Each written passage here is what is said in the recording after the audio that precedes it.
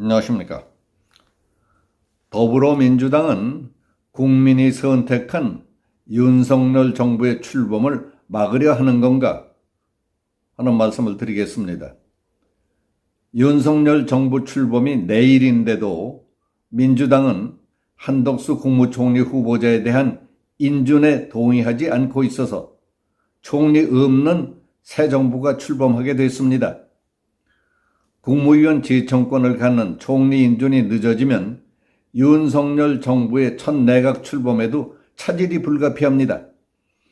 첫 국무회의조차 정족수 미달이 되기 때문에 이전 정부 강료들과 회의를 해야 하는 있을 수 없는 일이 생길 수도 있습니다.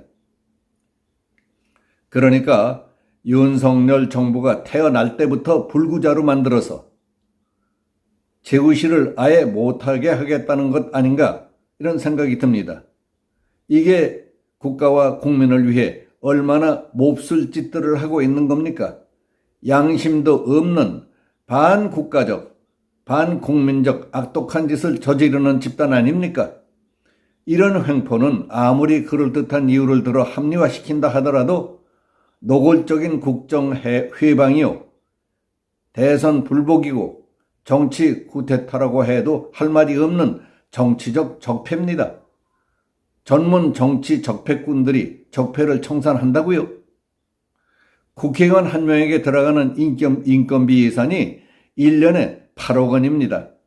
그런데 국회의원들은 국가와 국민을 위해 생산적으로 기여하는 일보다는 자기들 이해관계, 당리당략, 국민들 눈속임으로 표들 꿍리, 선의의 경쟁이 아니라 꼼수와 정치 공작으로 상대방을 헐뜯고 쓰러뜨릴 생각만 하고 있는 것 같아 보이니 이거 언제까지 보고만 있어야 될 겁니까? 5월 10일 윤석열 정부가 출범하지만 제1야당인 더불어민주당은 한덕수 국무총리, 정호영 보건복지부 장관, 한동훈 법무부 장관, 원희룡 국토교통부 장관, 이상민 행정안전부 장관 후보자를 꼭 낙마시키고야 말겠다는 명단, 데스노트에 올려놓고 안간힘을 다하고 있습니다. 가장 큰 변수는 한덕수 후보자입니다. 국무총리 후보자는 국회 본회의에서 과반 출석, 과반 찬성으로 인준을 받아야 합니다. 민주당은 과반이 훨씬 넘는 168석을 갖고 있으니까 멱살을 잡고 압박하고 있는 겁니다. 그런데 장관 재청권은 국무총리에게 있습니다. 한덕수 후보자가 낙마하거나 국회 비준이 늦어진다면 장관 후보자를 임명하지 못합니다. 이런 상황에서 민주당은 한덕수 총리 후보자의 인준 문제를 한동훈 법무부 장관과 교환 조건으로 하자고 어거지를 쓰고 있습니다. 한덕수 후보자를 국회에서 통과시켜줄 테니 대신 한동훈 법무부 장관 후보를 낙마시키라고 말도 안 되는 조건을 내걸고 있습니다. 시중에서는 죄진 놈들은 한동훈 때문에 벌벌 떨게 돼 있다는 소문이 파다합니다. 그러나 윤석열 대통령 당선인의 입장은 명확합니다.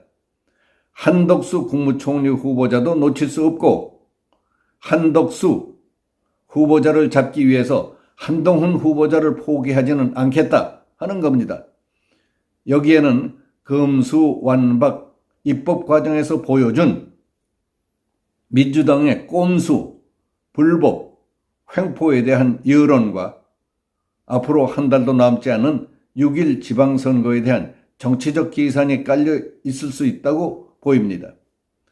금수완박 입법 과정에서 보여준 독단적인 입법 폭주에 대한 여론이 좋지 않은 상황에서 민주당이 윤석열 정부의 초대 국무총리까지 비토할 경우 지방선거에 결정적인 영향을 미칠 수밖에 없다는 것은 뻔한 일입니다. 실제로 최근에 실시한 여론조사에 따르면 국민의힘과 민주당 지지율은 금수완박 입법 이전에 비해서 크게 그 차이가 벌어지고 있는 상황입니다. 한동훈 후보자는 윤석열 정부의 소통령이라고 불리워질 정도입니다. 한 후보자는 6일 지방선거를 비롯해서 윤석열 정부의 초기 분위기를 좌우할 검찰 수사권 완전 박탈, 검수 완박 입법 국면에 최전선을 담당할 법무부 장관입니다. 윤석열 정부 출범 하루 전인 오늘 한동훈 후보자에 대한 국회 인사청문회가 열립니다. 오늘 같은 날 국회가 한덕수 후보자에 대한 찬반 표결을 하지 않으면 윤석열 정부는 총리 없는 새 정부 출범이 될 가능성이 많습니다. 그와 같은 상황에 부딪히면 윤석열 대통령은 취임 후 김부겸 총리의 협조를 얻어서 추경호 경제부총리를 임명한 뒤에 추 부총리가 총리 권한대행을 맡아서 재청권을 행사하는 방안까지 논의하고 있습니다.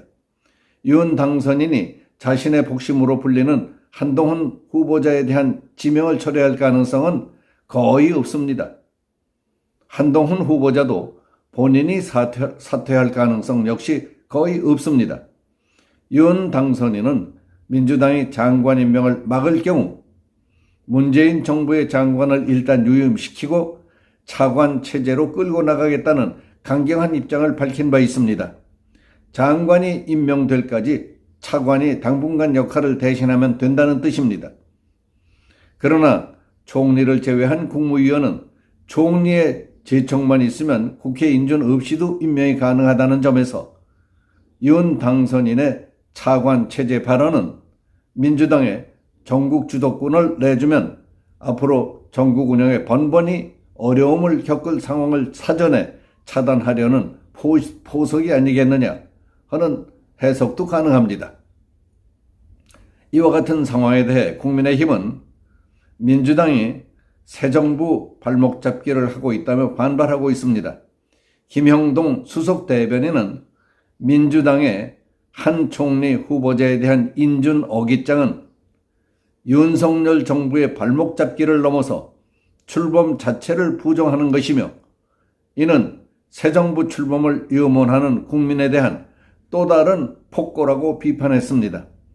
장제원 당선자 비서실장은 기자들에게 국민의 선택에 의해 만들어진 새 정부가 출범하는데 민주당에서 잘 출범할 수 있게 협조했으면 좋겠다면서 윤석열 정권의 총리는 한 후보자밖에 없다는 윤 당선인의 의지를 재차 강조했습니다. 여기서 마치겠습니다. 감사합니다.